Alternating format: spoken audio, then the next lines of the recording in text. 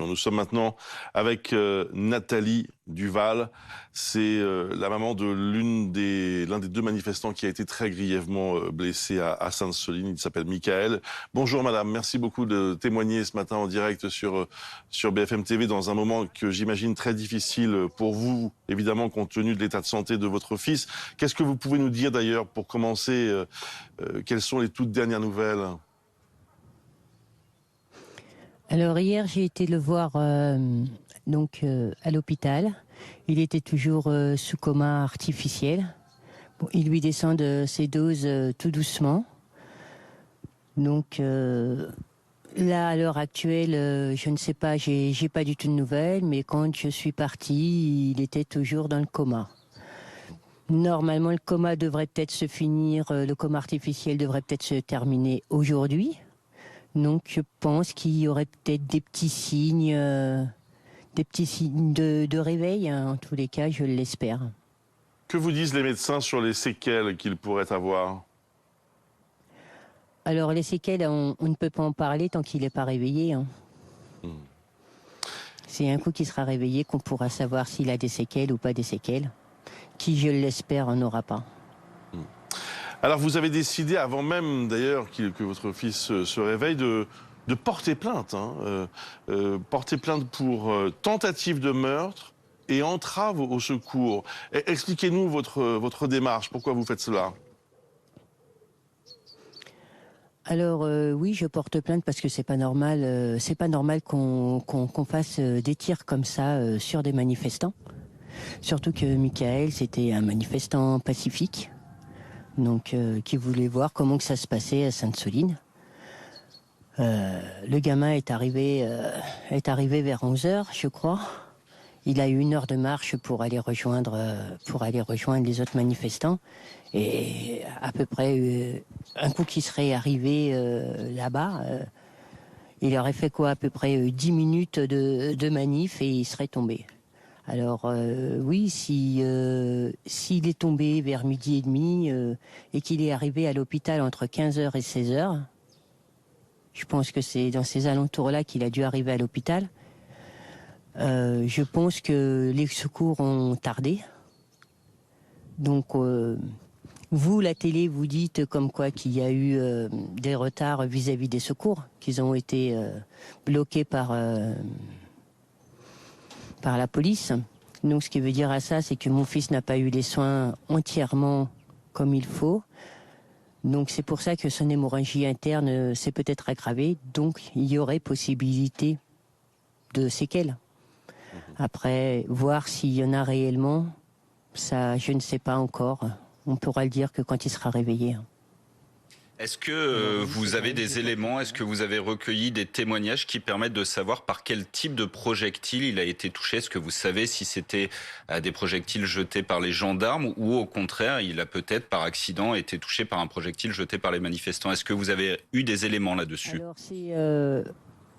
c'est un LBD qui a touché le cou, entre derrière l'oreille, entre la nuque, oui, et le cou, quoi.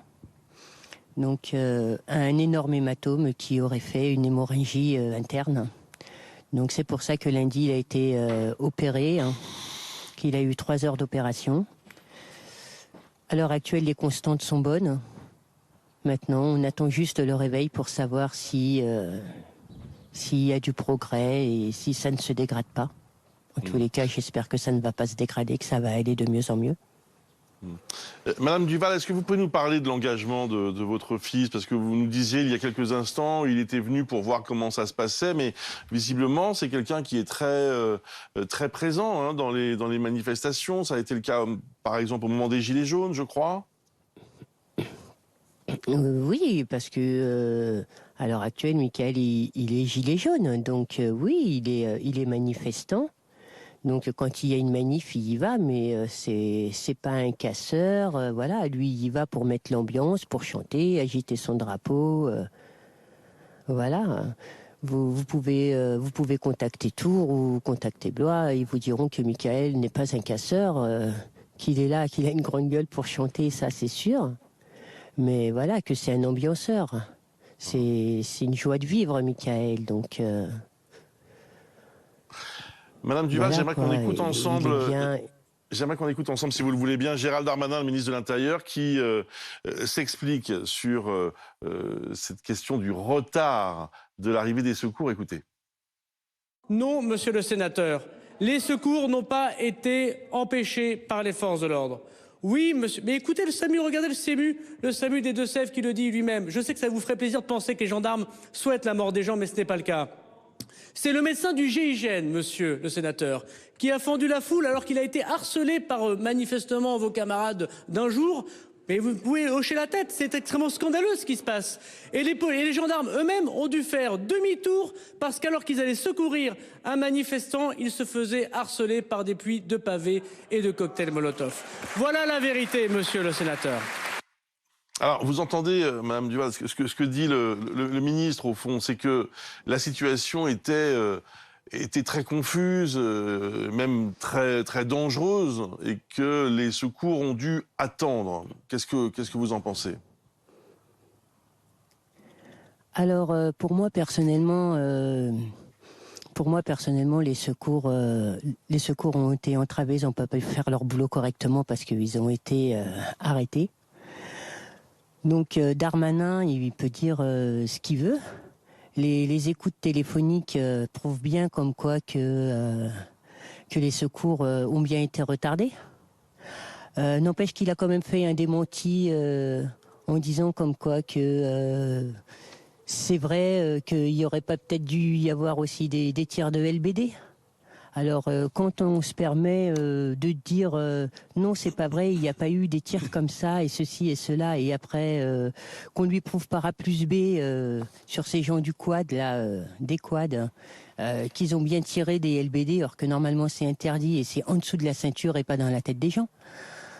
Comment voulez-vous, ce monsieur ment? Alors, comment voulez-vous qu'on croie notre gouvernement?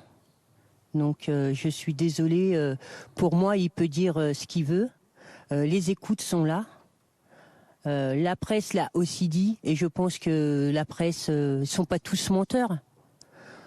Donc pour ma part, je ne le crois pas, parce qu'il ment et il n'arrête pas de mentir.